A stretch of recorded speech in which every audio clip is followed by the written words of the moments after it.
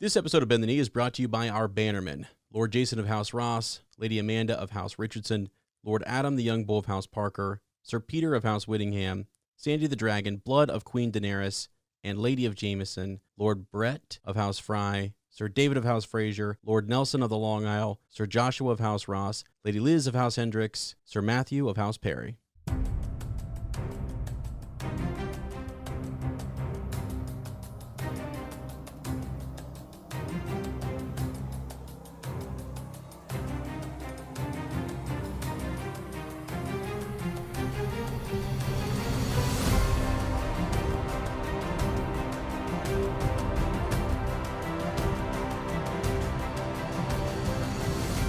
Hello and welcome to Bend the Knee, a Song of Ice and Fire podcast. I am Sir Matt, the Bud Knight, maker of Gains, co-lord of the White Claw.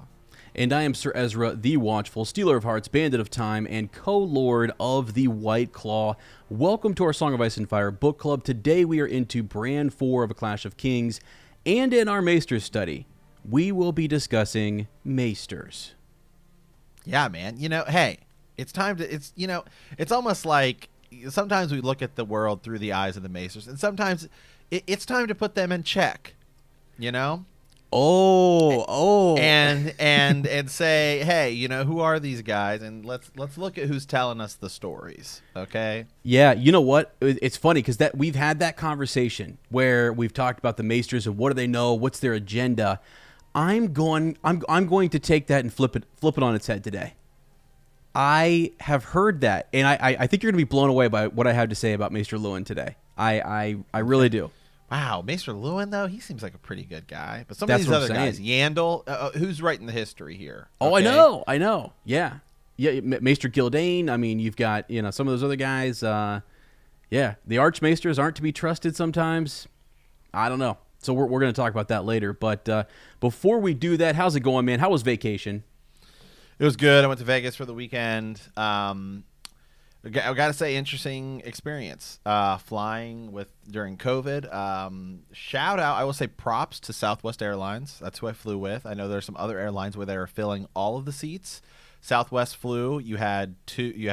Every middle seat was open, which is honestly how it should be in every flight in the first place. Also, in the airport, in the Portland airport, everyone has to wear a mask. In the Vegas airport, everyone, I don't think, has to wear a mask. There was definitely some people without one. A public service announcement here. I'm just gonna say it. Okay, Go ahead. Just wear a mask. Okay. I mean, I get it. Like, some people don't want to, and all I'm gonna say is, to the people out there that are laughing about coronavirus, you won't be laughing if you get it, because you won't be able to. Okay, I mean, wow, it's serious. It's a serious thing, guys. So anyway, so props to Southwest Airlines for having that. It was, and they only let like 10 people get on at a time. Okay. So when you normally get on a plane, and I was my God, this is first of all, it was cool because then you're not around as many people as you're getting on the plane. It was infinitely more efficient than it normally is to get on a plane. When you get on a plane and everyone's standing on the tunnel as you go into get onto the plane. Yes. Everyone's crowding against each other, and it's either incredibly cold or incredibly hot in that thing. Well, and then when you get on the plane, you're slammed up against people as you're waiting for them to get their thing in the overhead bin or decide, am I going to keep going so I can get a seat? Or it was so much it actually was faster. It was way more faster by doing it in groups of 10 than it was having everyone do it. Now, at the end of the time, when we got off the flight, everyone kind of gets up and they're it's the same thing. So it's well, we're obviously not 6 feet apart here. Yeah. But it wasn't as bad because there was less people on the flight. But I think that getting on the plane was fine. So then we got to Vegas. We go there and so my girlfriend can see her nieces.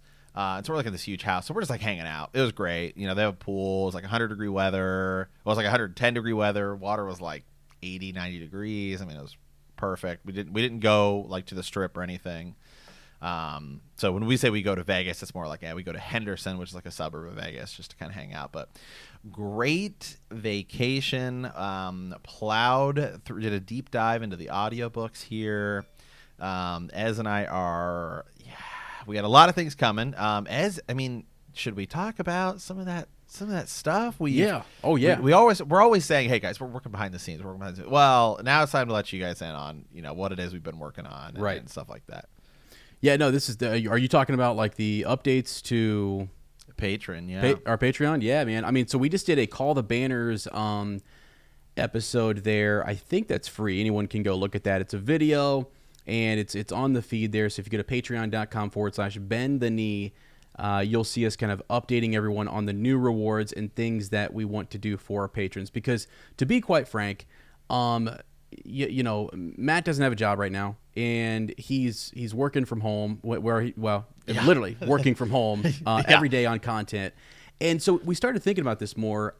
We do a lot of projects. We love doing this. We love being creators and making stuff that's cool and entertaining.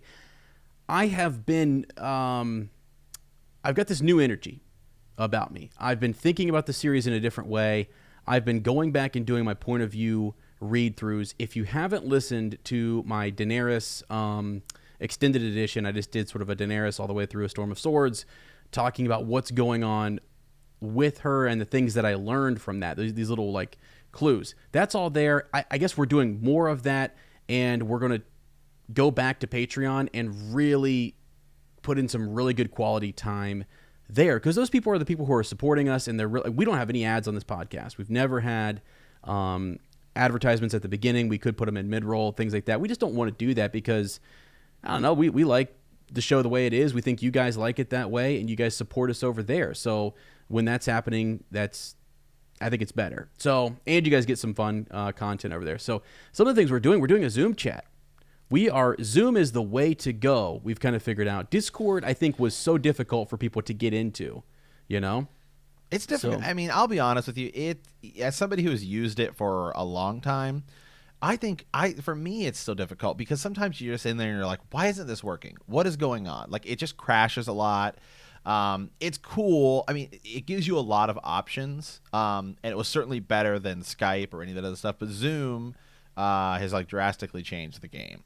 Yeah. It's so much easier. There's a lot of the same features you had in Discord here, and now it's something that everyone's familiar with because everyone's using it. So it's a lot easier. I think for us. So we're going to be doing these Zoom kind of hangouts.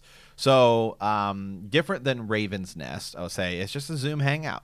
We're just in there hanging out, talking. You want to talk about whatever? Just come in, hang out.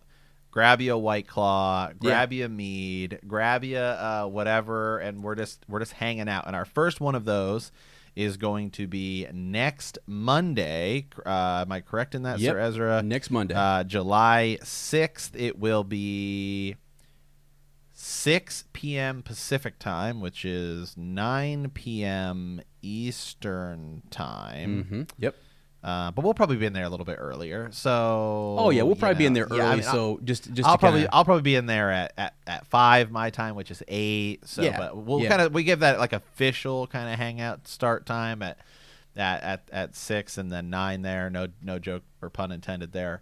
But yeah, so that'll be kind of the hangout time then. Well, and really, it's going to be one of those things. We are going to record it. I mean, because we probably will drift in and out of like, who's reading what, where, what are some interesting things going on, just talking.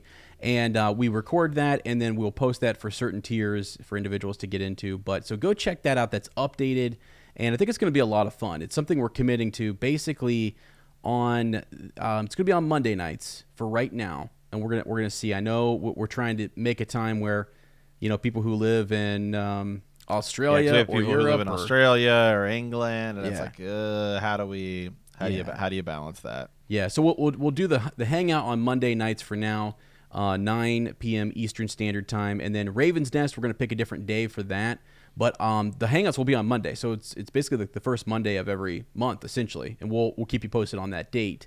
But those, I think, are going to be a lot of fun. Plus, it'll be more content for us. We get to know you guys better. People need to hear the Bannerman. You guys are the people who are supporting the show. And I think that's going to be great. Now, we also have YouTube rewards there as well.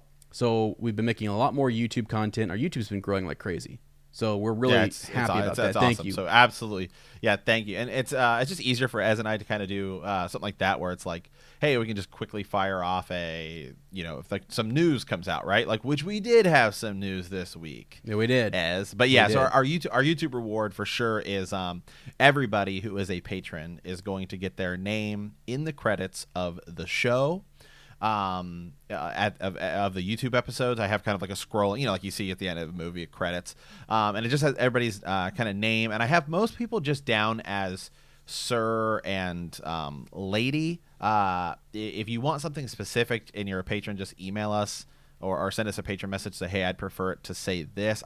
For the people who we talk to a lot, and I kind of remember like, hey, this is like their specific name, like Lord Adam Parker of stuff like that. So I have some people in like that, but I don't remember everybody's thing, and so I just have most people kind of a sir and lady. And then it says like what tier you are as well. So if you're in the Night's Watch, or you're a Free Folk, or you're a Bannerman, or you're a Hedge Knight, or whatever. So I kind of have everybody listed as that. So if you want something specific, just let us know. I can easily kind of pop that in. And then I'm going to be just kind of updating that once every like couple of months, because there's like 70 or 80 people in there. So it just takes a little bit of time to kind of do that. To remake it, so I'm not going to be remaking it every time somebody drops in or drops out. So it'll be kind of refreshed once every bit. So, but you will get your name in there, so which is pretty cool. Yeah, it's gonna be awesome. Another thing we're gonna do too for like those and YouTube if you want, videos. And sorry, one last thing. If you'd prefer like if you want like you have like a social media handle or something like that too, you want it to be like at this, then you can do that too, like your Twitter or something. Yeah, that's what I was going to say, is that you can throw your social media thing in there. We're going to create like a lower third for our Bannerman, and we're going to have each video, we're going to have a Bannerman kind of, sponsor an episode. So we'll put your title, social media there, and we're going to be following people back on their social media too. So like that's with the Bend the Knee account or with our personal accounts, if you're at that level. So it's all updated essentially. I'd love for you guys to go check it out there. We're going to be putting a lot more time and effort into that, because that is the future for Matt and Ez, quite frankly. Yeah. So, yeah, absolutely. So, all right, Ez, should we? Yeah. There was a big kind of piece of news. I did a YouTube video on it. Ironically, I did a musing about it on Patreon before.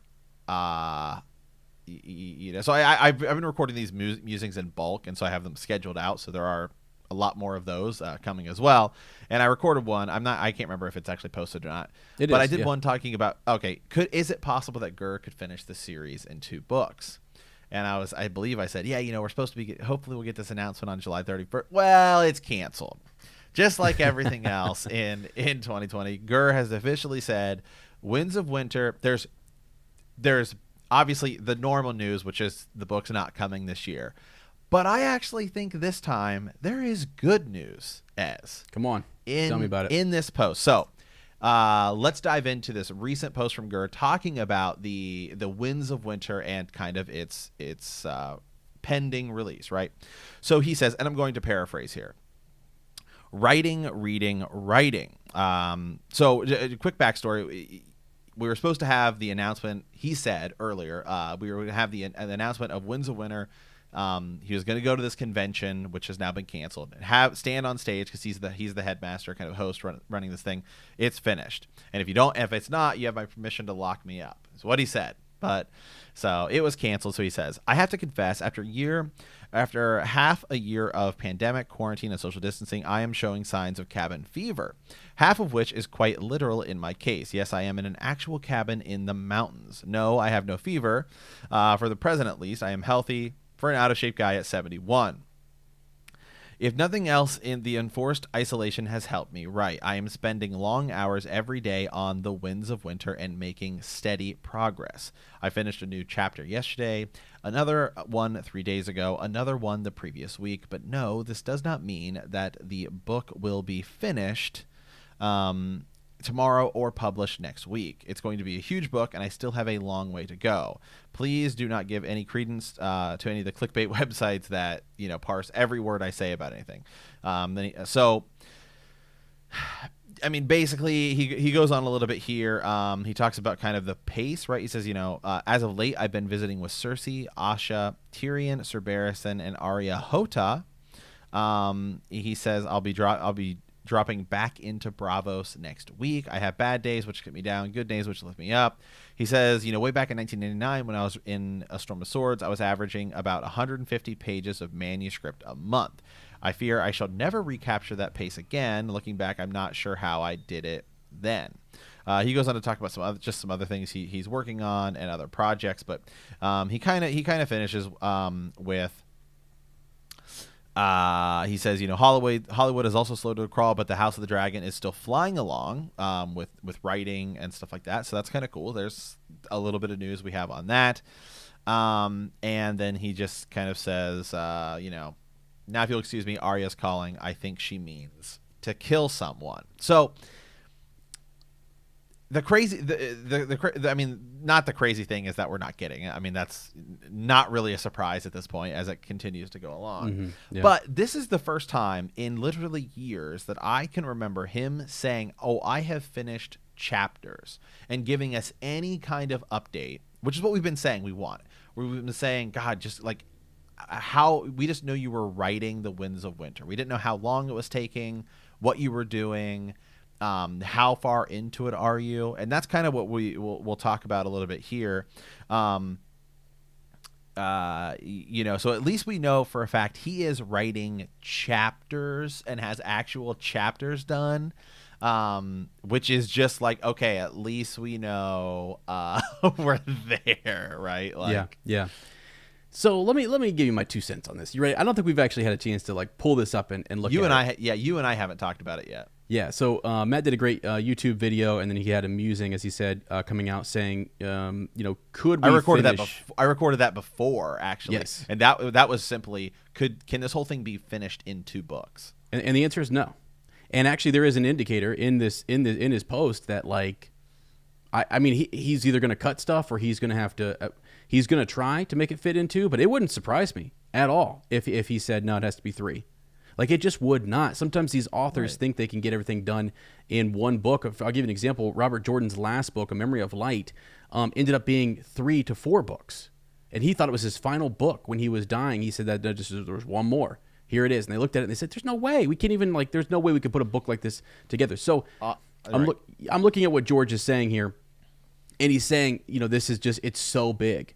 Like the Winds of Winter is getting so big that it's a lot. Now, something interesting. So I will be one of those, I guess, clickbait, websites that's going to look over every word that he's saying here. He does say this. He says, the last thing I need right now is a long interruption that might cost me all the momentum I have built up. What that tells me is an interruption would have cost him this momentum that he's built up. He would have had to stop and he would have had to prepare. So I kind of think, regardless of whether that is whether or not the convention happens or not, even if it's going forward, he would have shown up and he would have said, I'm still working on it. And actually, it might have even been demoralizing to him to say, gosh, I had great momentum, but I had to stop to come to this convention. And what he's saying here is, the silver lining, as he puts it, is that he doesn't have to go to that convention, or he doesn't have to, whatever. It's not going to be an interruption that is going to cost him all this momentum that he's built up. Says he can visit next year and, all that kind of stuff. So, yes, I am happy to hear that he is making a lot of progress and we're pushing forward. He's writing chapter after chapter. What he's saying there is he finishes a chapter 1 week. In 1 week, he's finished a chapter. The next week, he finished another one. And then he finished another one the following week. That is real good momentum. That's amazing, right? Well, Sir he Matt? wrote well, and not even that. In some ways, I guess it depends on the character, because he said, I finished a new chapter yesterday, another one 3 days ago, another one the previous week. But no, this does not mean it will be finished or published next week. He also says, so at least now we have some sort of we have an idea, right? He says, when I was writing Storm of Swords, I was averaging 150 pages of manuscript a month. So a manuscript, I don't believe, is the same thing as just like, this is a finished, edited, polished chapter. It's just, here's like content, right? And it's got to all get cut down and whatever. He says, so we know he's not at that pace. And my guess is that he's not really close to that pace if he thinks that it's so far ahead. So that leads me to believe that he's probably closer to 75, which would be half, or 80, a pace of that manuscript a month currently while he's in isolation, which is at least, good. And so I don't know how many pages of manuscript you would need for a roughly 70 to 80 chapter book. I don't know how many pages are in A Dance with Dragons, which is probably the size that this book will be. But it's probably a lot. So, now maybe we can start doing some math and kind of breaking down and thinking about it.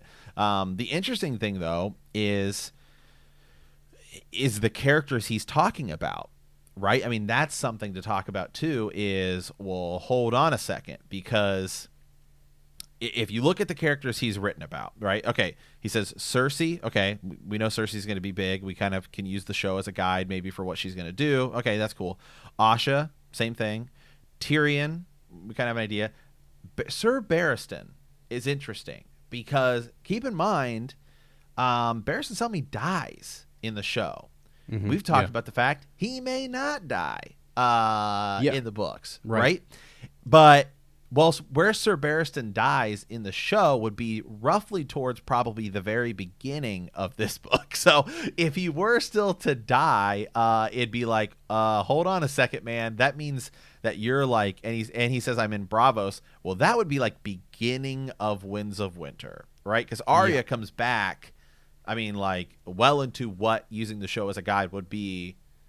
I mean, for like season 7, right? And so it's like, well, hold on a second, man. Here, like, are you still in the beginning of this thing, or are you? Where towards the you end? At? Yeah, it seems like. I mean, he did say he has a long way to go. That was one of the lines he said in his post.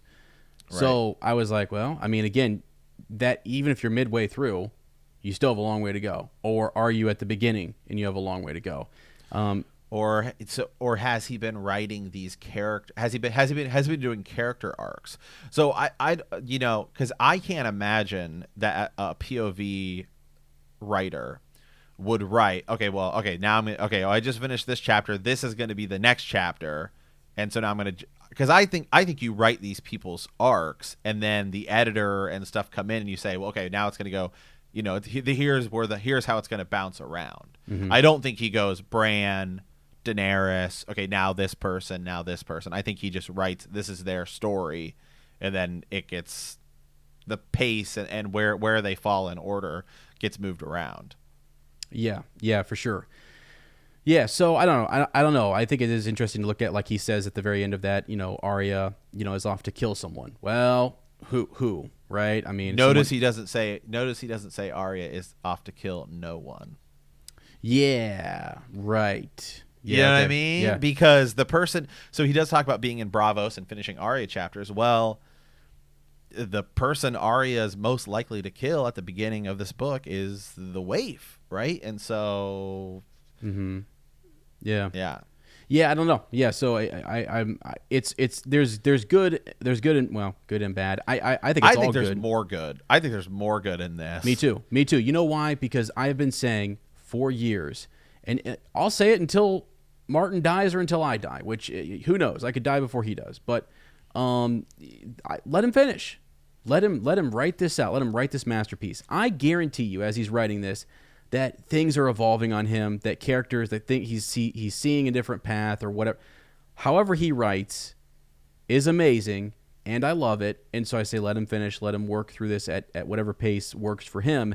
And if he's on fire right now and he's just getting after it, then let him go. I wish he wouldn't even have had to, do an update for us there. I mean, it's great to have an update on Not a Blog and what have you, but hopefully he did that and he went right back into this. Well, this is fever. This to me is, we've been saying, right? And so, I mean, again, like ultimately we want the book. And so, but oddly enough, even though in this whole thing, you're still not getting it. the silver lining to me is this is the first time that I can remember where he's actually talked about how much is actually done. How much are you doing? Because before he just said, I'm writing. He didn't even say I'm writing chapters. He didn't say I was writing this. I mean, he's flat out said here, I've finished multiple chapters. I am at a pace in which I am finishing. And he says, he says next year I hope that both COVID-19 and the Winds of Winter will be done. Which is also, I think, just kind of a way that interesting way for him to word it, because before he's always talked about, like, if I don't have it finished, if it was always kind of a negative, like, God, I hope to have it done. Right. I hope, and he does kind of say that here. I hope that it will be done. But just the tone of this message is more like, I am making progress, not, God, I hope I don't get bogged down by all this other stuff because my life's just a mess. And, I'm just, God, sorry, guys. This is more like, no, I'm hammering away. Right. I think his mood is contemplative, right? And so other times it hasn't been, like, he always shares his current mood. He always shares a little bit, yeah. Yeah, so I think he's good. I think he's doing fine. So, I don't know. It's exciting. Take it for what you will. He still has a long way to go, but it looks like he's really zeroing in on 2021 being that year. I think there were years that went by where he barely touched it. To be honest with you, I think there was times where he just got. This is really telling. I'm with you. I think there were definitely years where he didn't even touch it. I mean, I think months would go by before he would touch it. Yeah, and it's because he's caught up in production stuff. He's older, depressed, whatever. He's the show outpaced him and everything, so that's tough. That's got to be tough on a writer who's trying to create this. But he's fired up now. He's had enough time away from season 8, and honestly, this pandemic has, it's like you said, he's been in a cabin just writing. Just he got away from everything, which I think is great. I think it's awesome.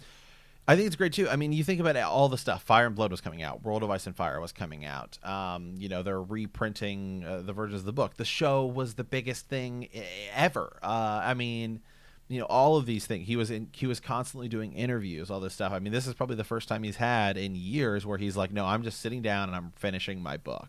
Yeah. So I mean, again, so it's not coming. Not really a surprise, but.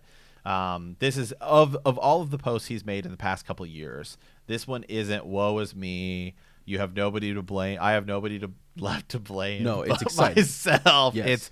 It's a different tone. It's a different message, and at least we know literally that he has actually finished chapters. Yes, which is important. So it's that's definitely it's good. It is good news, in that front. So.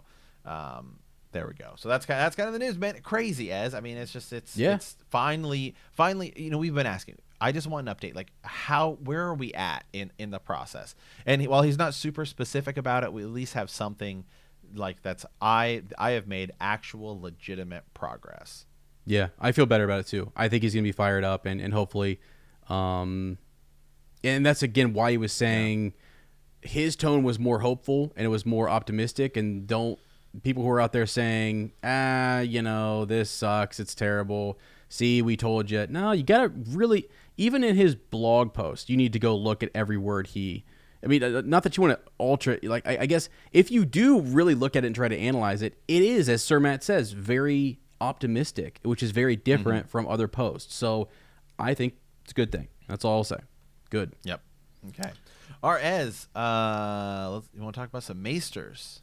Yeah, really, just a quick little discussion here. Nothing major. Just that we know that they're scholars, they're healers, they're messengers, they're scientists. That they educate in the Citadel, which is located in Old Town. House Hightower, right, is over. Kind of, they were important to founding the Citadel and creating this order. They're known as they're often called the Knights of the Mind. And I bring the Maesters up because of Maester Luwin in this chapter, and he's different. He is one of those rare Maesters who actually has a Valyrian steel chain.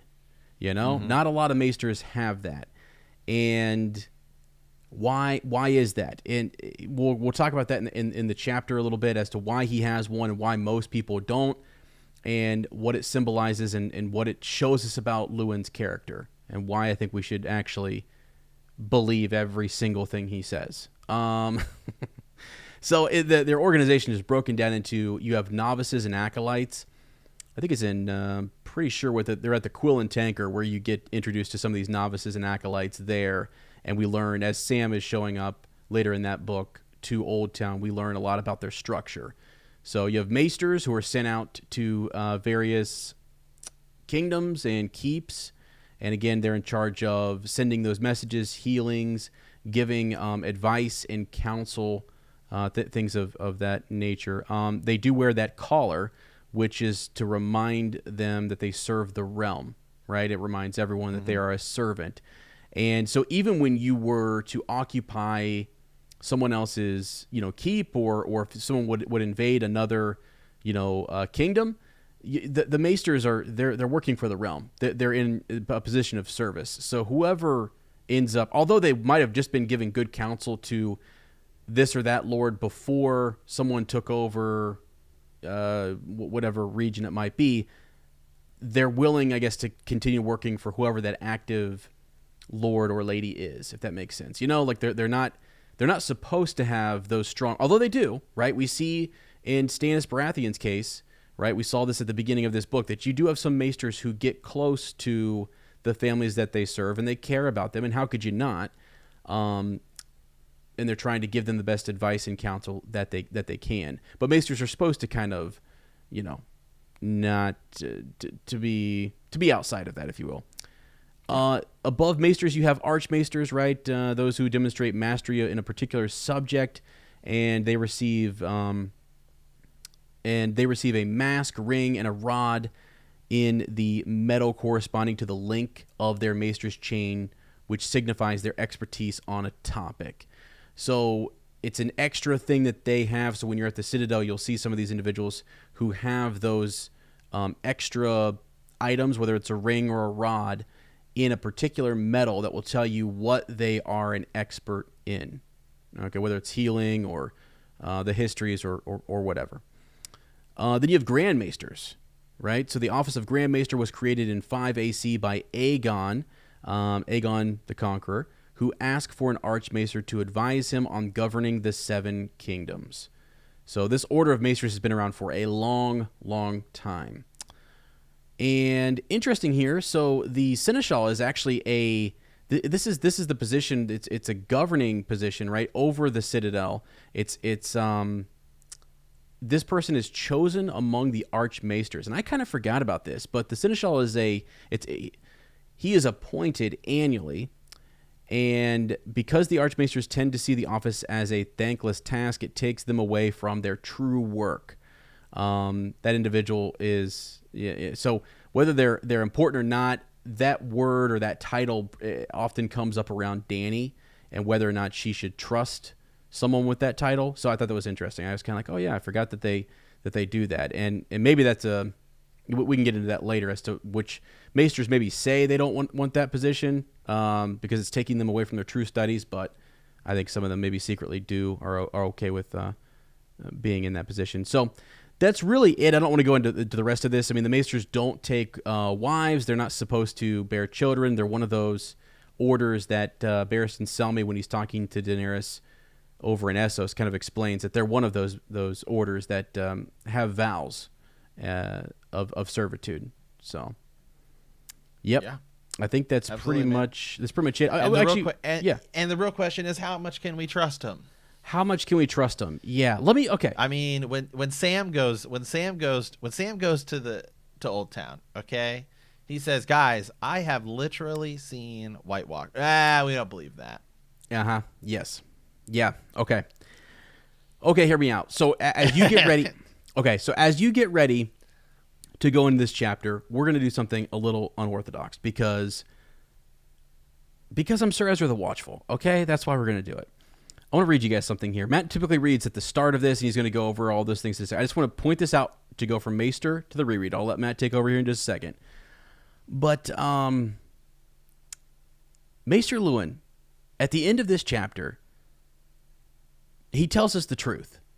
Okay? So in contrast to what people typically, the maesters are doing their own, there's a conspiracy among them, all this kind of stuff.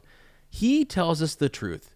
And they're talking about green sight, and he's talking about Jojen Reed, and he tells Bran that Jojen does not have the green sight.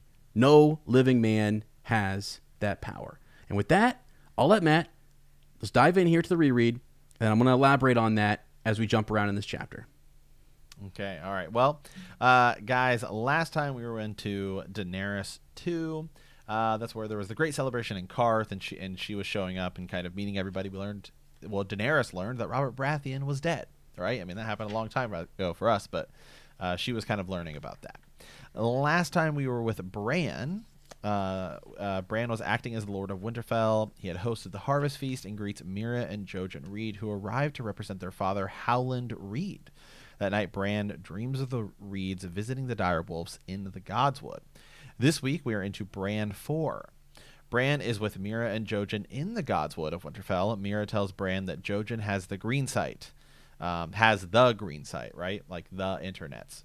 And has dreams that sometimes come true. Jojen reveals that he has dreamed of the winged wolf chained to the earth, and a three-eyed crow has been unable to free him from the chains. Finally, Bran tells them something of his dreams, and Jojen keeps pressing. Summer gets aggressive and attacks as Bran gets angry, but the Reeds manage to climb up a tree to avoid the wolf. Afterward, Bran asks Maester Luwin about Jojen Greensight and is told no man has Greensight. That's what he told him. Surratt, that's what he told him. Okay. That's what he says, man. And I believe him. Okay. No living man has it. Okay. We'll talk about maybe some dead men who look like corpses that may actually have it. So, you know what? Go ahead and read this. You want to read that first paragraph, and then we're just going to go nuts here. Mira moved in a wary circle, her net dangling loose in her left hand, the slender three-pointed frog spear poised in her right. Summer followed her with his golden eyes, turning his tail, held stiff and tall, watching. Yai, the girl shouted, the spear darting out. The wolf slid to the left and leapt before she could draw back the spear. Mira cast her net, the tangles unfolding in the air above her. Summer's leap carried him into it. He dragged it with him as he slammed into her chest and knocked her over backward. Her spear went spinning away. The damp grass cushioned her fall, but the breath went out of her in an oof. The wolf crouched atop her. So they're just kind of playing around here. Is kind of going, but props to Mira Reed, and I will say, not that I want to take your train of thought away, but a character who I think definitely the show was just like, well, like see ya, was Mira Reed. Okay, I mean it's kind of like, well, yeah, I guess we kind of forgot about Mira. About we kind of forgot that she was a person. So anyway, let's dive into your thing here. Okay. Well, so basically, I'm really glad that you read that first part. This first part here, because Mira is she's casting a net over a direwolf. The Reeds and air quote the Starks are fighting here. It's playful fighting. But I read this and I read this again, and I was making some notes, and you're going to understand why I say this a little bit later on, so hang with me for a second. But this net that is cast around Summer is symbolic. It's symbolic of what the Reeds and what Jojen is telling Bran about the three-eyed crow. It is a net. It is limiting his connection with his wolf. Catelyn Stark often says to keep your direwolves close. And all he's being encouraged to do is to pursue the three-eyed crow.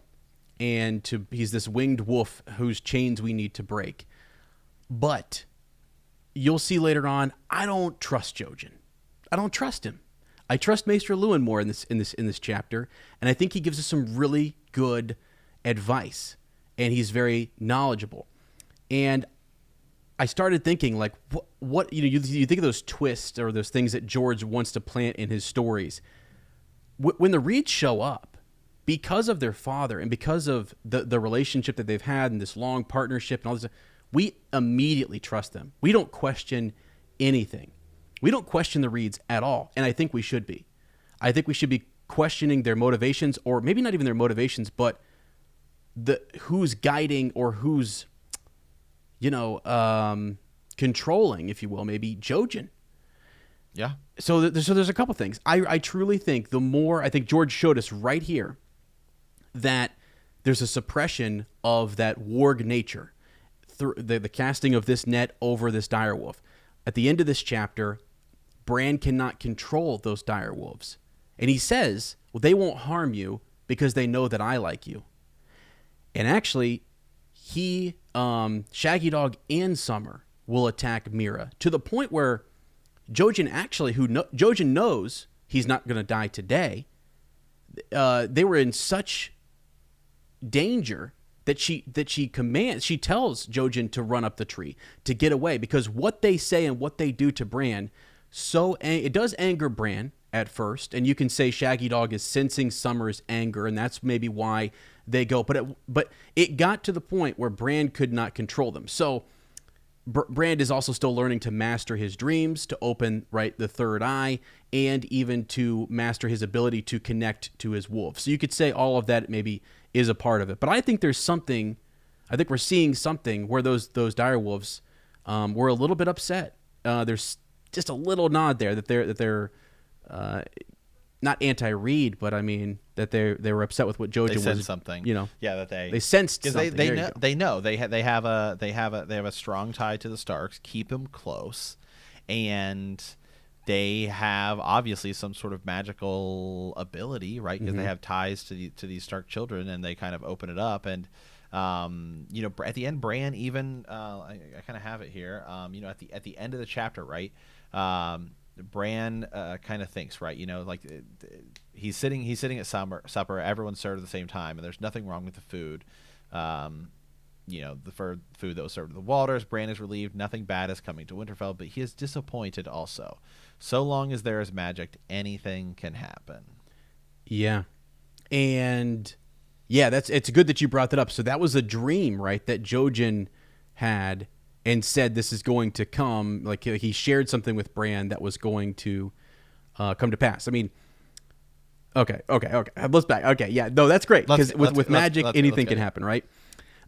So I'm going to go through just sort of my notes from start to finish. So now we will kind of go in order of this chapter, and I'm just going to highlight some things. And Sir Matt, just stop me wherever you want here.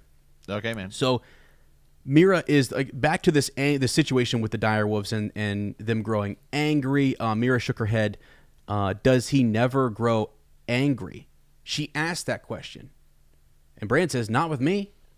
So we talk about the dire. So we're actually, our author has us focusing in on the nature of the direwolf, and Mira's wondering. I mean, Bran jumps on she casts a net on the direwolf. Bran jumps on, holds on. He's twisting, Summer's ear a little bit, and she asks the question, does he never grow angry? Not with me, Bran says. Not with me. Well, okay. But he does grow angry and even when Mira is casting a net and they're playfully fighting, right? Like Summer doesn't get angry with Mira. But when Jojen starts to talk about opening his third eye and getting into his dreams and sharing his visions, the direwolves are angry. To the point where even it's not just Summer who is connected to Bran.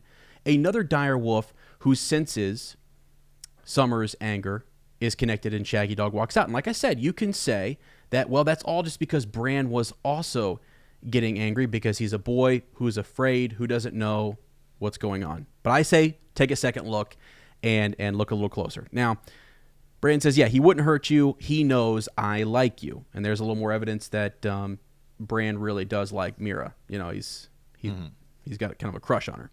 And that kind of will expand later on. So there was a little talk about he was hoping the Reeds stick around. All the after the feast and everything, the other High Lords and stuff, they left. They went their separate ways. We'll talk about the Boltons and what Ramsay does to Lady Hornwood here in a second, because there's a little side story here. But they stick around, and he's kind of saying, I wish that the Reeds were actually our wards instead of the Walters, because he just likes them more and he likes hanging out with them a lot. Okay, let's see. Here we go. So he's asking Mira about her fighting style and where did you learn that? Where did you learn to cast a net like that and use that that spear? Did your maester at arms teach you net fighting?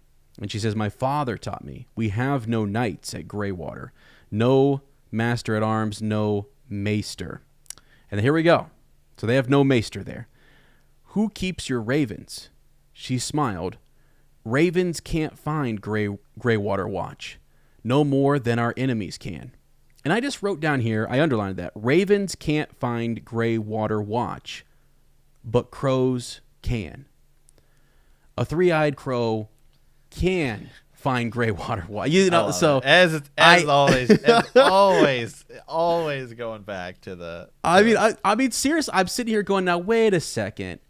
Why even bring up that ravens can't get there? And again, it makes sense. You know, it's hard to find or whatever, but they are getting visited by a three-eyed crow, and that three-eyed crow has come to Jojen multiple times. Also, that three-eyed crow came to Jojen when he was his weakest, when he was at his weakest.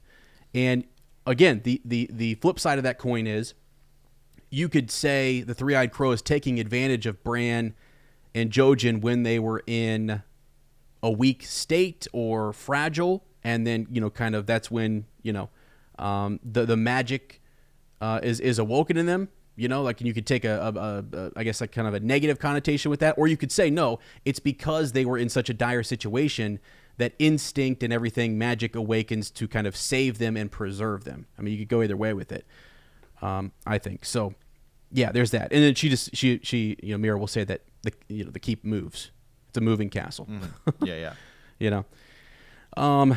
So okay, there's that. Now we bounce down to this idea. Lady Hornwood, as we talked about for a couple Bran chapters, is someone who is recently widowed. Sir Roderick was interested. People are trying to gain access to her lands. Ramsay, on the way back, essentially kidnaps her, captures her, and marries her that night. And the Manderleys decide, in an effort to, cause they know that's not right. They know maybe she was forced into a marriage, and also her at this point for Lady Hornwood, it's terrible. I mean, her story going forward is bad. But the Manderleys take over her castle, and they're protecting the Hornwood holdings again because they have relatives, and they have relation with them, with Lady Hornwood, and they want to make sure that this is good. So there's that. Sir Roderick, though, is also he's upset with everybody. He sees that people are taking advantage of Lady Hornwood. He's mad at Ramsay Bolton. He's also mad at the Manderleys for taking over. So he is out handling all of that. And this conversation comes up because Mira says, you know, Bran wants to go to Greywater Watch, right? He wants to go there, and so, you know, she's basically saying, he's thinking, well, maybe Sir Roderick would let me. He would like to go sometime. Okay. So after that, okay, here we go. I'm going to read a little bit of this because I think this is important. Yeah. Sir Roderick might let me go. Maester Luwin would never. Yeah, Maester Luwin would never let him go. All right. Sitting cross-legged under the weirwood, Jojen Reed regarded him solemnly. Yeah. It would be good if you left Winterfell, Bran. It would be good. It would? Yes, and sooner rather than later. This is where Mira says, my brother has the green sight. He dreams things that haven't happened, but sometimes they do. And he says, there is no sometimes, Mira. And then there's this look that passes between them. He is sad, and she is defiant. Okay? Bran says, you know, tell me what's going to happen. Bran says that. Tell me what's going to happen. And Jojen says this. He says, I will if you'll tell me about your dreams. Now, hold on. They just came in, and Jojen swore, like they swore those sacred oaths, right, of loyalty and obedience and whatever, that they are loyal bannermen to Winterfell, to the Starks. This is the Stark in Winterfell. This is his prince. So I wrote next to that, there's no if, Jojen. You're talking to your prince, right, and he asks you, what you know, tell me what is going to happen. Be an advisor at that point, Jojen. But Jojen says, no, I want to hear what's happening in your dreams first? Why? Why not just tell him? Why is it that Jojen needs something from Bran as well? And really, you find out Jojen doesn't have all the answers. Jojen actually comes to Winterfell not knowing who the Winged Wolf is, not knowing who he's supposed to be seeking. He shows up, and by being around the Starks, Rickon and Bran, he realizes it's Bran. He doesn't know. He actually admits that later on, where he says that he didn't know who he was sent to, but now he sees that it's Bran. So I'm like, wow, he doesn't have all the answers. He doesn't. And he should, and you're right. He absolutely should tell Bran what's up, because I mean at this point, now he's his prince, right? Because as you said, that's a really good point, because he is Rob's, he's the prince of Winterfell. Even before he was your liege lord, you should still be telling him anyway. That's right. To refuse that is kind of crazy. It just shows a little bit of manipulation, and it makes me, when you really look closely, not necessarily trust Jojen. And actually, it makes, I'm going to make a connection to Melisandre. He may see things, but he misinterprets. We believe Jojen's interpretations. We just believe, for some reason, we trust the reads, and we say, sure, Jojen, absolutely. You see this winged wolf, who you see a three-eyed crow pecking at the chains, and you tell us it's Bran, and we just believe it. We roll with this. Melisandre, we actually get lulled into that as well, and we start believing that, oh yeah, whatever she says or whatever she sees in her flames, it's true.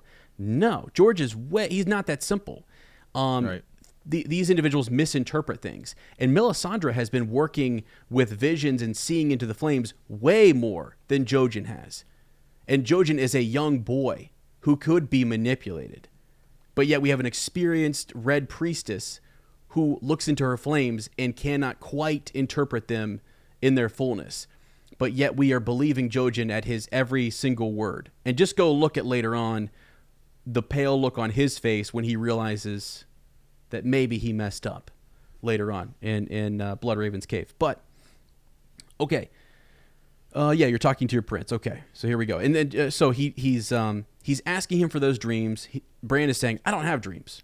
That's not me. Mira says, everyone can hear you, right? Everyone can hear you. They're talking about it down in the kitchens. You wake up at night shouting and sweating, Bran, and that is what it is. Jojen says, tell us what frightens you so much. Now, that tells you something, okay? In his wolf dreams, he's not frightened, okay? He's not frightened. And when you look at the three-eyed crow dreams, he is frightened. He's falling. And it's the tactic there. Again, maybe it's something that the three-eyed crow or that entity or whatever is using to try and open up some magical eye in Bran and gain some access or something. And to do that, you need a dramatic, scary dream that frightens Bran that's going to help him open that eye. But it's amazing how peaceful and how much Bran wants to be in Summer and be connected with Summer. And that seems to be very harmonious. And it's like an internal torment, right? He's being split two ways, right? Yeah. He has his Stark life, right? And what the interesting thing is look at almost all of the Stark children go through that, right? You have the struggle of Jon, right? Do I got to go fight for my brothers. I mean, so much so that it ultimately ends up in his death, right? I mean, is Arya, right? The struggle of becoming a faceless man, but she still holds on to Needle, right? She doesn't want to give up Needle. She hides it. She doesn't want to lose it. And then, we don't know, obviously Winds of Winter, but in the show, I'm going back to Winterfell. And then you have Bran, right? That struggle between I want to be in Summer and no, that's bad. You can't do that. You can't be in Summer. You can't eat. You can't do all these things. You need to give in to the three-eyed crow, Raven in the show. It's interesting. Yeah. No, yeah, it really is. Something just dawned on me here too. Do me a favor, look up Jojen and look up Green Seers, right? Because some of this conversation is that he has green sight, but is he a Green Seer? We go to see Bloodraven later on, who is the last Green Seer, right? And but Jojen, he's not denying it. He has green sight and green dreams. And while you're looking that up, I'll kind of read some of this here. This is basically Mira talking about why Jojen's dreams are different. So yeah, Bran IV says. Do you want me to talk? Yeah. Let me read the page on green sight, because I think you're right. I think there is a difference between green sight and green seers. Yeah. A person with green sight sometimes dreams as other people, but the green dreams are different.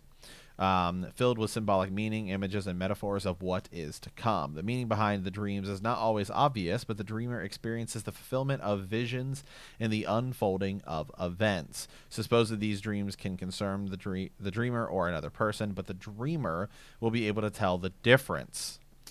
Green seers might also dream their own deaths. Wargs have also been known to possess this ability.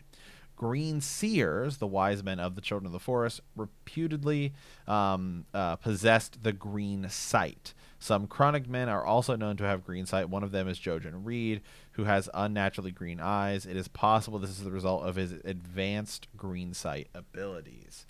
So the interesting thing is you think of Daeron Targaryen, right? Who has dreams of a dragon being slayed by Sir Duncan the Tall. Mm-hmm. Well, Sir Duncan the Tall does not actually slay an actual dragon, yes. Nor does he actually himself kill any Targaryen directly. Exactly. Yep. His presence and causing a chain of events results in the death of a Targaryen, and you could actually say down the line multiple Targaryens in many cases, right? I mean, you could almost say Aerion Brightflame kind of goes down this path because of Dunk that causes him to be exiled, and then he goes kind of crazy, and then obviously the tragedy at Summerhall, Dunk is somewhat involved with. He kills, he causes Blackfires, who you can also view as dragons. Their downfall. So I mean, there's a lot of that, but he never outright actually kills a dragon. Yes. It's so you kind of have to look at them. It's the same thing that Jojen is doing here. I'll read this because it's identical. So he dreamed of a winged wolf bound to earth with gray stone chains. Gray stone chains, not your normal chain there, right? It was a green dream, so I knew it was true. A crow was trying to peck through the chains, but the stone was too hard and his beak could not chip at them. And then the question is asked, did the crow have 3 eyes? Jojen nodded. Summer raised his head from Bran's lap and gazed at the mudman with dark golden eyes. So at that point, Bran is not necessarily angry. Bran is just curious. And you have Summer lifting his head, looking at Jojen with those eyes. And very, very focused on the fact that we just referenced the 3-eyed crow. So here we go. Jojen a little bit more. So when I was little, I almost died of gray water fever. That was when the crow came to me. He came to me after I fell, Bran blurted out. I was asleep for a long time. He said I had to fly or die, and I awoke. Only I was broken, and I couldn't fly after all. And this is where he's told, you can if you want to. All right. He also says, you are the winged wolf, Bran. Now, how do we know that? Because and it's the connection here is that the crow, he's falling, and the crow is telling him to fly, right? But he's bound down by these things. I mean, most people accept it, and I kind of do too.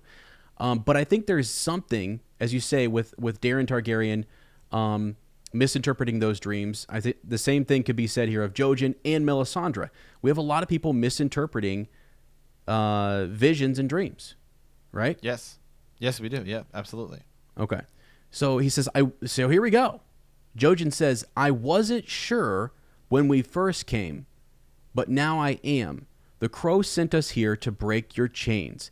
I wasn't sure when we first came. He wasn't sure. So he's becoming more sure. So I thought the dream happened and you knew it was true. It was a true dream. True in what regard?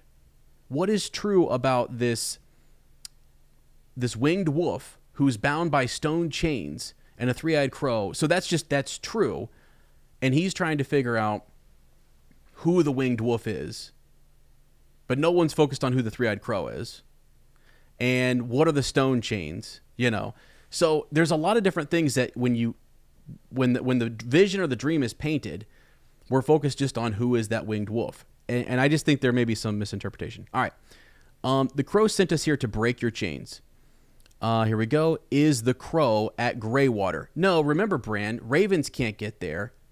I mean, it's a good question, though. Maybe a three-eyed crow could get there, right? No, the crow is in the north. At the wall? No, beyond the wall. So beyond the wall. So here we go. Yeah. When Jojen told our Lord Father what he had dreamed, he sent us to Winterfell. Bran asked, how would I break the chains, Jojen? Open your eye. They are open. Can't you see? 2 are opened. He pointed. 1, 2. I only have 2. You have 3.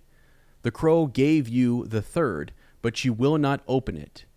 With 2 eyes, you can see my face. With 3, you can see my heart. With 2, you can see the oak tree there. With 3, you can see the acorn of the oak tree. You can see the acorn the oak tree grew from, and the stump that it will one day become.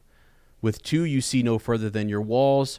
With 3, you could gaze south to the summer sea and north beyond the wall. So there is a real difference here in between what supposedly the power of the three-eyed crow or the opening of your third eye can do versus what a green seer like Bloodraven can do. They during the war with the children, when the first men came over, they cut down the werewoods because that seemed to be like where those grew and where they were at. That gave them power. They could see and they could influence events and they could influence even animals and life around it. But if you cut them down, their influence was reduced in that region. So that's the connection. Now, what Jojen's talking about here with the three-eyed crow and opening your third eye seems like you can see way farther and you can do a lot more. It is similar. It does seem very similar, I think, to what the green seers did with the children of the forest. But it also seems maybe just slightly different or even a little bit more. Okay. Yeah, and so I wrote next to this, he says I wasn't sure. And I said, yeah, just like Melisandre, right? Who was sure of herself, but then is now unsure, right? Yeah. Okay. And you jump in here wherever you think. I'm just kind of going through my notes. No. Yeah, you're fine, yeah. Okay. Let's see. Yeah, okay. So they live... Okay, here we go. So Summer got to his feet. Summer got to his feet. Watch out now. Summer's on his feet. His head was up, and now he's up on his feet. I don't need to see so far. Bran's got a nervous smile. He goes, I'm tired of talking about crows. Let's talk about wolves.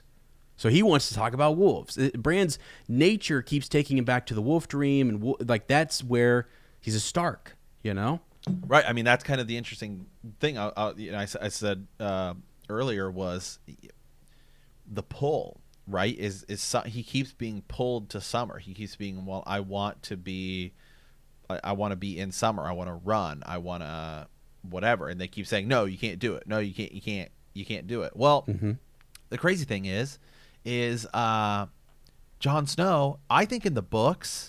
We talked about this in the show. They didn't do it, but it was a big. Everybody thought it was going to happen. In the books, I think it is more likely that Jon goes into Ghost, like wargs into Ghost as he's dying, because they've talked about that, and what's his name? They does it into the bird and stuff like that. Mm-hmm. Yep. And then when Melisandre is, in the show we see Melisandre trying to bring Jon back and he doesn't do it, and she can't do it, right? And she's like, what's going on? Well, it's possible that she did, but it just took Jon to warg back in from Ghost, right? Yes. And so there may be multiple things working on, and so the show just didn't explain all of that. But that.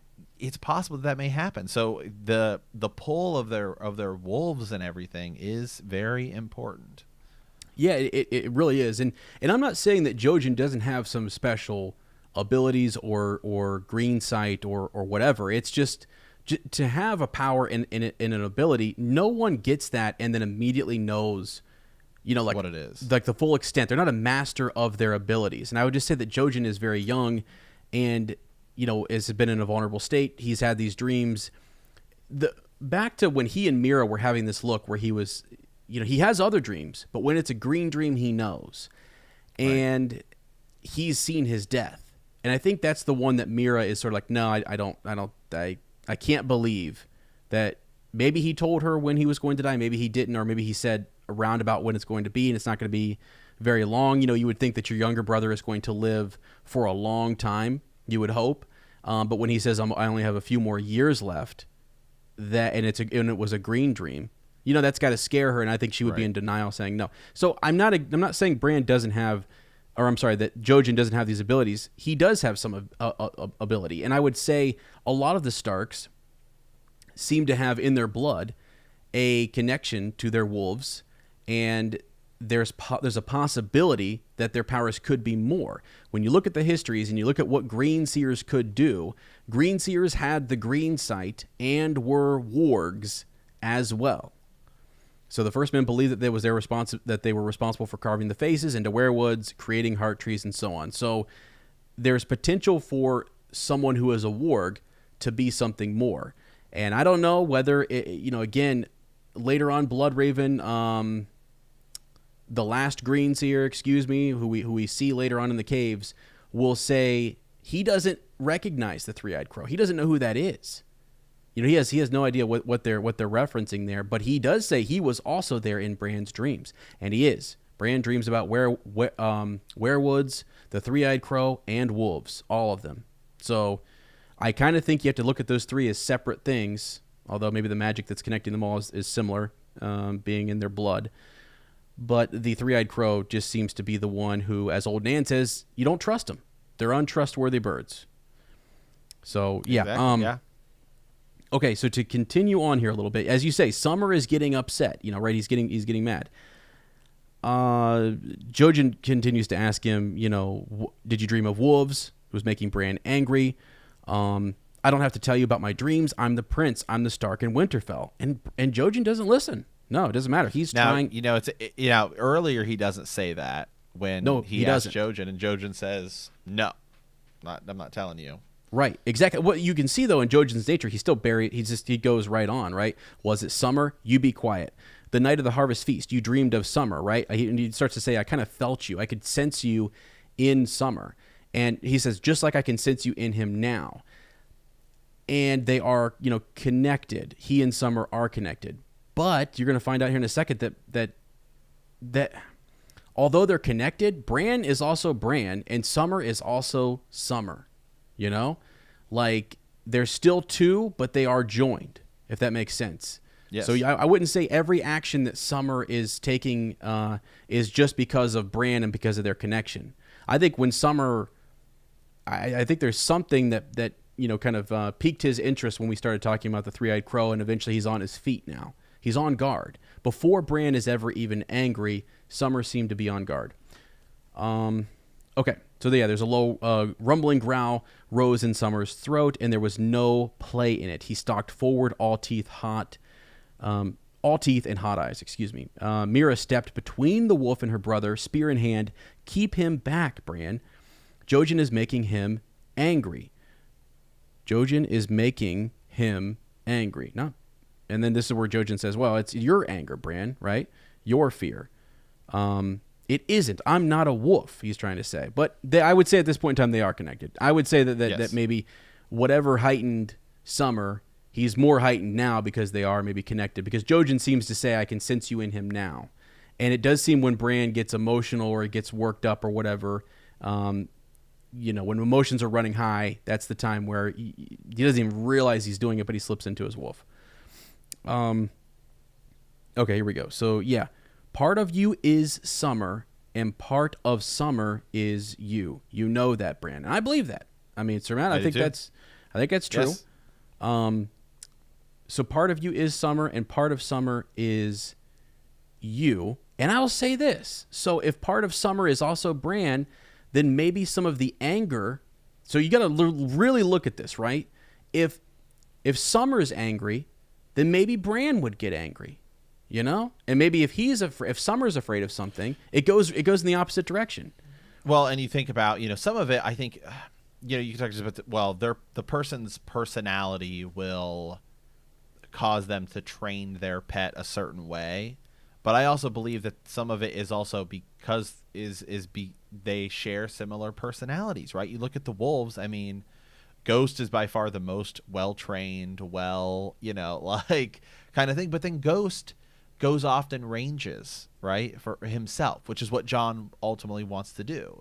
That's kind of what he always wanted to do, was go off in range. And Ghost leaves for a bit, and he comes back, and he kind of does his thing. Nymeria, seems kind of like Arya, right, out there in the wilderness, with the pack, just from what we know and we've heard rumors of.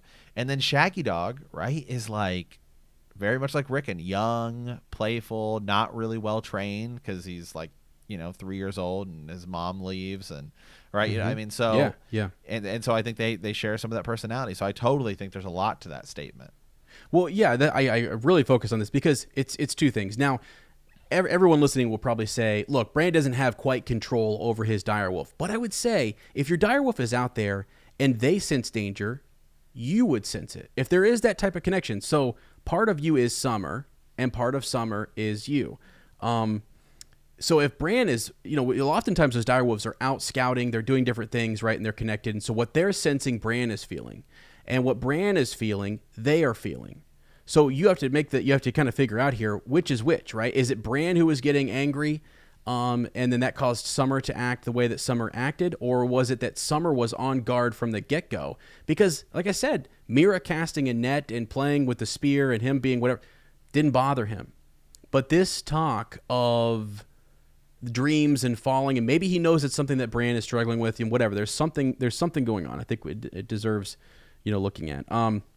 Let's get right to it, though. So Bran basically, Mira's blocking him, and she's saying, she's telling Jojen to kind of get back. Bran, call him off. Bran says, I can't. She says, Jojen, up the tree. He says, there's no need. Today is not the day I die. She screams, do it. And he does, right? He jumps and he scrambles up the trunk of the weirwood, using the face for his handholds. There's something else there too. It's all, whatever. The direwolves, they closed in. She abandons her spear. She also jumps up there. So it got to the point where the direwolves were out of their control, and they're both attacking Mira and Jojen. All right. So that was it. So here we go. Now this is where Bran actually says, like later on, some time passes by. Hodor comes out, right, and he's able to kind of get the wolves to kind of run away. Bran has a thought. He says, "It was the wolves. It wasn't me." It's italicized. Bran is thinking it. It was the wolves. It wasn't me. He did not understand why they had gotten so wild. Maybe Maester Luwin was right to lock them up in the Godswood. Hodor, he said, bring me to Maester Luwin. So here we go. Now we're going to transition. Jojen says, we're going to talk later, and so on. So he goes up, he finds Maester Luwin, who was, he always goes up and he studies with him, right? He's going to learn his letters and things like that. But he's early, and so this is interesting. Okay, yeah. He flat out tells Maester Luwin, Mira says her brother has green sight. And Maester Luwin says, does she now? Yeah. Does she now? He nodded. You told me that the children of the forest had the green sight. I remember. He says, some claim to have that power. Their wise men were called green seers. Now, this is important. Bran says, was it magic? Call it that for want of a better word, if you must. At heart, it was only a different sort of knowledge. I think right there, George R. R. Martin just told us a lot. That you can call it magic if you want to, but let's really look at what it is. It's a different sort of knowledge. The Green Seers knew the movings, the workings of the men in the South through, they could see through their weirwoods. Some type of knowledge or whatever they had, some type of connection where they knew what was happening in the South. They also, seemingly from a weirwood, could warg into other creatures and individuals in that region. Okay, so, but he says it's a different sort of knowledge. Okay, let's see. What was it? Right, so Bran wants to know, what was it? He said, no one truly knows, Bran. The children are gone from the world, their wisdom with them. It had to be the faces in the trees, we think. The first men believed that the green seers could see through the eyes of the werewoods. That was why they cut down the trees whenever they warred upon the children. Supposedly, the green seers also had power over beasts of the woods and the birds in the trees, even fish. Okay? And he says, does the Reed boy claim such powers? No, I don't think. But he has dreams that come true sometimes, Mira says. And, okay, Mr. Luwin, all of us have dreams that come true sometimes. So, okay, all of us have dreams that come true sometimes.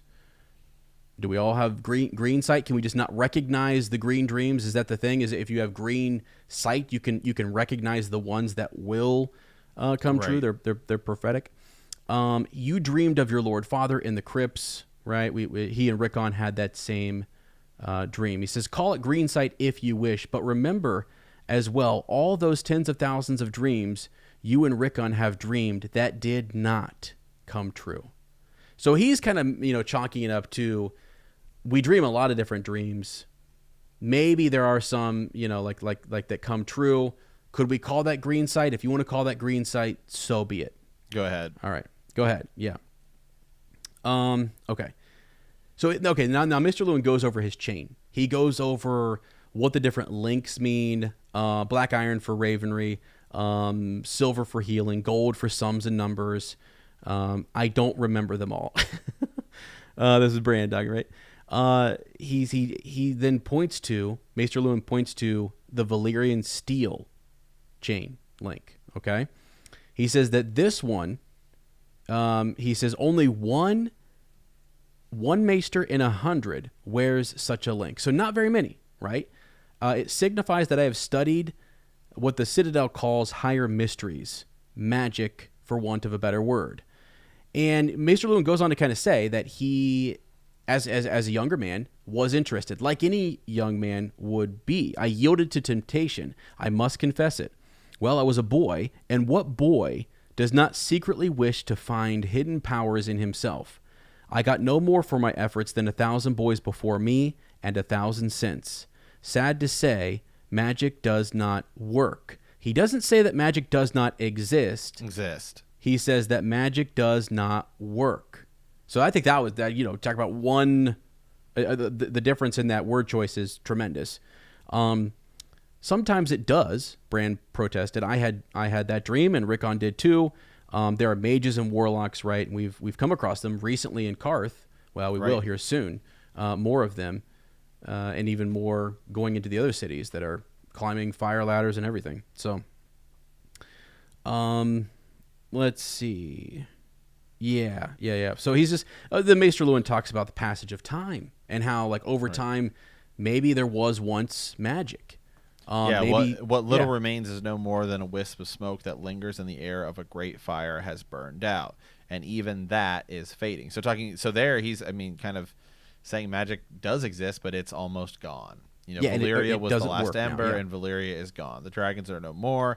Giants are dead. The children of the forest, forgotten with all their lore. Right? That glass candle, man. Yes, exactly. So now here we go. This is the part that I have underlined quite a bit, and I read it at the top of the show. Well, so, mid-roll. No, my prince. Jojen Reed may have had a dream or two that he believes came true, but he does not have the green sight. No living man has that power. I'm just going to say it. There are some times in a series where I think, and again, you can go, like later on, there's a lot of different things we can talk about with Jojen Reed and him being sickly, him looking like, some people even think he more resembles a green seer than Bran does, although Bran has the ability to warg and Jojen does not, which is, again, what was just said here in this chapter. Bran saying, he doesn't claim to have the ability to warg into fish and birds and everything, to be a green seer for the children of the forest, they also had that ability, seemingly. And so Bran doesn't necessarily look like them with the coloring of his eyes and things like that, right? And then Jojen kind of does. So we go back and forth. But Maester Luwin, is acknowledging that maybe that once was a thing, but he doesn't believe that Jojen has the green sight. No living man has that power. And I just started thinking, I was like, well, wait a second, let's go to the last green seer, the one who we do know that the children themselves claim is the last green seer, right? I mean, that's one of their things is yes. So in that, he looks like a dead man.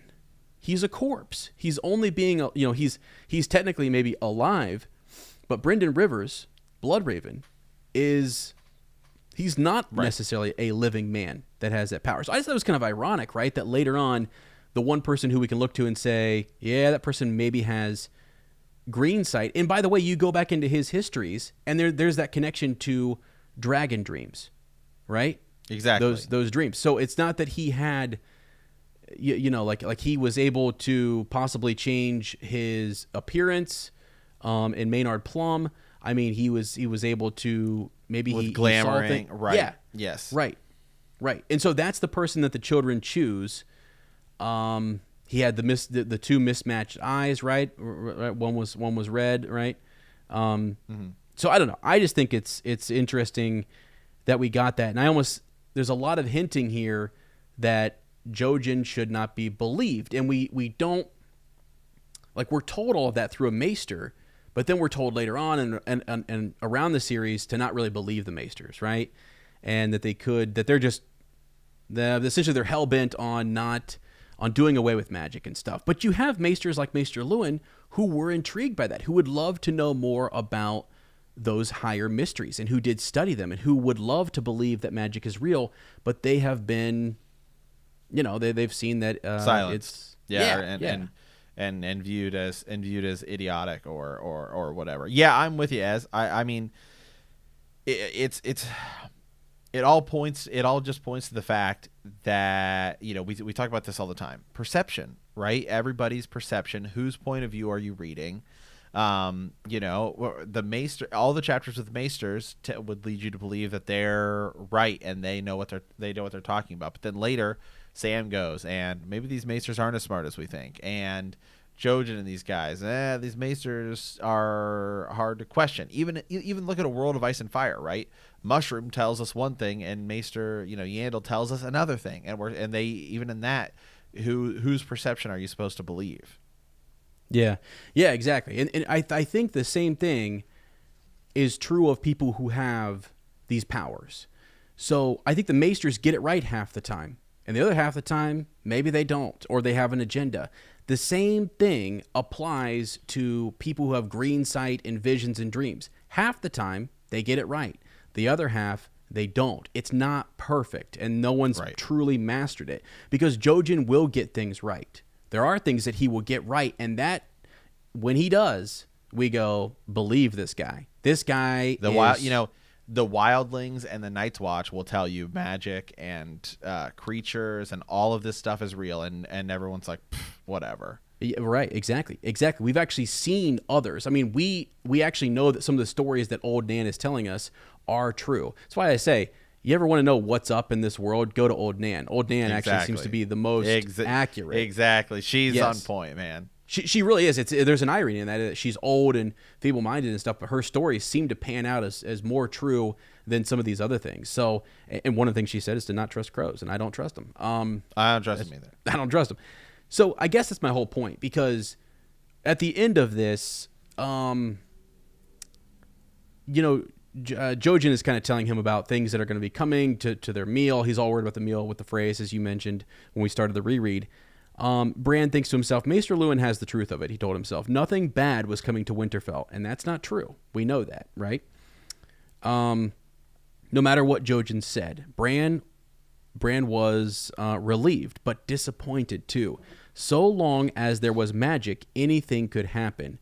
Ghosts could walk, trees could talk, and broken boys could grow to be knights.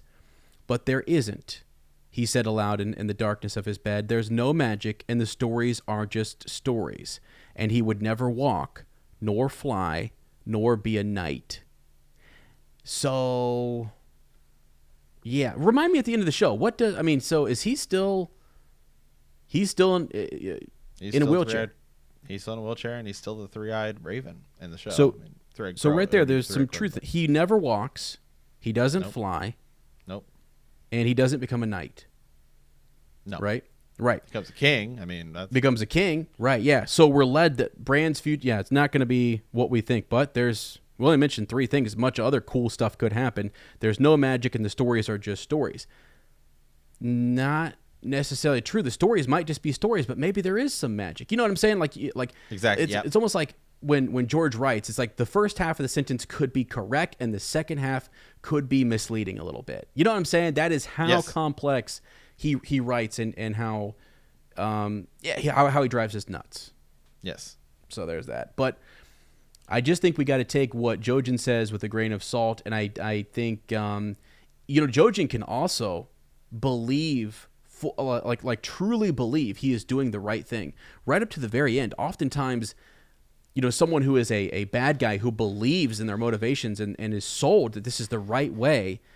And I'm not saying he's a bad guy, but it's sort of like maybe he's doing something really bad, but it's hard to tell the motivations and the belief system of the Reeds, because everything we know about them is so vague. And so that it's hard to tell. I mean, it's hard to tell. I just thought, it was more, you look for little bits of foreshadowing. For all we know, Mira Reed could be Jon Snow's twin. I mean, there's a lot of stuff. There's so many theories and stuff about the Reeds because we don't have that. We don't have more confirmed information about them. Yes. Yeah, for sure. 100%. So I don't know, again, and sometimes I'm hyper focusing on stuff, and it's like really, it's not. That's okay. That's what the point is. Right, but there's been so many times where we haven't hyper focused on something, and then we saw on the show, wow, that was in front of us, but we didn't really give it much thought. We kind of, and that's good writing. We're supposed to just read it, move on. When the reveal happens later, we will go back and say, holy cow, it was there in front of us the whole time. So I look at her casting the net over Summer, entangling Summer up and trying to essentially confine Summer. And the whole time, initially it seems to be like we're going to push Bran into connecting with his wolf, but then it becomes more about the pursuit of the three-eyed crow and less about the wolf.